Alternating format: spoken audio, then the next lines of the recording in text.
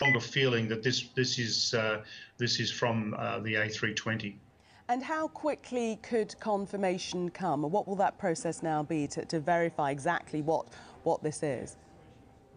As soon as they have a helicopter on site and someone lowered into the water to pick some of this up, that'll be instantaneous. It could be as simple as a safety card from a seat back, a seat cushion, a life jacket. An aircraft life jackets are very distinctive as opposed to a life jacket that you get on a boat because they have to be inflated. So there's very distinctive aircraft debris, and one single piece of it is all we need that says AirAsia A320 safety card. Simple as that. Jeffrey, we're just getting an update, some information coming in to us that Indonesian media are reporting that Air Force officials cited a suspected body, life vest, luggage and plane debris also off the west coast of Kalimantan. That's the very latest coming into us now, that as well as the debris, a suspected sighting of a body has been made. Yeah, well, that would be regretfully very telltale. Tragically, that would be proof positive. What will happen now? What will be the process from this point onwards, now that a suspected body has been sighted in the sea? Well, all assets, all shipping assets would be making for this area to pick up debris, to pick up bodies, to positively identify the debris, obviously. And I would think there's another, looking at my clock here now, there's another 3 to 4 hours of daylight at least. So I would expect that within the next 3 or 4 hours, some of those objects will be picked up, because I would have expected that these ships should have been in this area anyway, because this is where the last contact was from this aeroplane. So I think this is going to happen rather rapidly.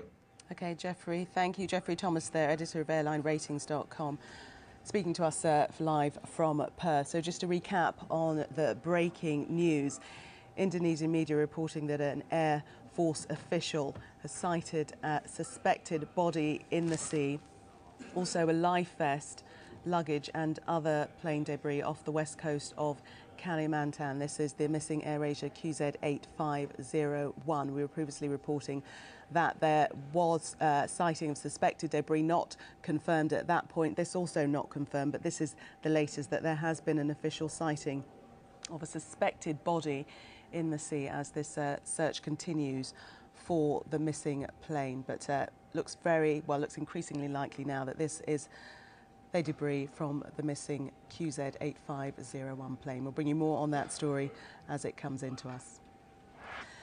Some breaking news now should bring you that we're getting confirmation from the Indonesian Civil Aviation Chief that the debris spotted during an aerial search for AirAsia flight QZ8501 is from the missing plane. That's Indonesia's Director General of Civil Aviation. He's been quoted as saying, for the time being, it can be confirmed that it's the AirAsia plane, and the Transport Minister will depart soon to Pangkalambun.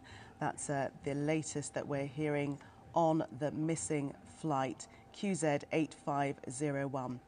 We had previously been reporting that various items of debris were spotted in the sea, roughly about 10 objects spotted in the sea, many small white objects also, thought possibly to be a life jacket or an air slide from the plane.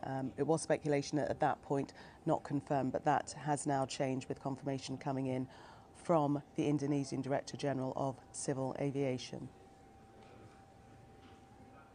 We'll bring you more on that story as it comes into us, but for the moment, Sarah Jane is here with the rest of the day's news. Well, back to our breaking news that we have had confirmation from the Indonesian authorities that the debris spotted in the sea is that from the missing AirAsia 8501 flight. Let's talk now to search and rescue expert David Mearns, who joins us now over Skype from Surrey. Good morning to you. This is a confirmation that we perhaps didn't want to hear, but has now come in from the Indonesian authorities that this is in fact the debris that has come from the missing plane. Yes, it's always tragic news to get this confirmed for the families, but if you compare it to the situation for MH370, they would rather know this information sooner than later. It's what's going to lead them to finding the plane and what caused this crash. How will they have got that confirmation? The debris was spotted some while back when we had the sightings of perhaps what was a life jacket and an air slide. What form does the confirmation come in? Well, ultimately, they'll get a boat on the water to fish this debris out of the sea, and they'll inspect it, and they'll be able to see it'll have something written on it. It'll be very clear that it's come from an aircraft, and that's all the confirmation you need, is just one piece of absolutely 100% positive wreckage from the plane. So now we presume it's fitting together the pieces to find out exactly what happened to that aircraft. Yes, but before that has to happen, the main wreckage has to be located. So all that we've been able to do, or at least the Indonesians been able to do, is confirm the plane has crashed. It's in the sea. They'll have the general whereabouts because this wreckage will have floated. It drifted away. And, you know, I don't know the actual hour that it was found, but you could have drift speeds of 1 to 2 knots per hour. So after 48 hours, this wreckage could be 50, 100 miles away from where the plane crashed. So now it's looking at those clues again in conjunction with information about how the wind would have been pushing it, how the tides would have been pushing the debris, will bring you back to a search zone, and then you begin the underwater search using sonars and acoustic devices to hear the pingers on the black boxes. That's the next phase. What are the various possibilities? You're saying that the craft could have drifted. How far might it have sunk? Well, the plane itself, you know, the engines, the fuselage, all the heavy wreckage, as soon as it hit the seabed, it will be right there. It will not move at all. So where it plunged into the Java Sea or just north of that, it will not have moved at all. But the floating wreckage, the things that get dislodged from the plane, seat cushions, things that are just buoyant, they will then be at the mercy of wind and tide and currents and will drift away. So that's the information we have picked up, but that's been dispersed from where the plane has crashed. So now we have to get back to where did that plane crash? So the authorities will be listening out for the pings from the black box. What sort of time window are they operating within? Well, if they're looking for the acoustic pingers, they got a minimum 30 days. So the clock started the moment the plane crashed. As soon as those pingers are immersed in seawaters, their batteries come to life. And they've got a minimum 30 days, maybe a little bit longer. So the clock is ticking. So they have to get the right equipment out there as soon as possible. It's unlikely that they have that type of equipment, and maybe they'll be bringing it in from America or other locations. Okay, David Means, search and rescue expert, thanks for sharing your expertise with us. Pleasure.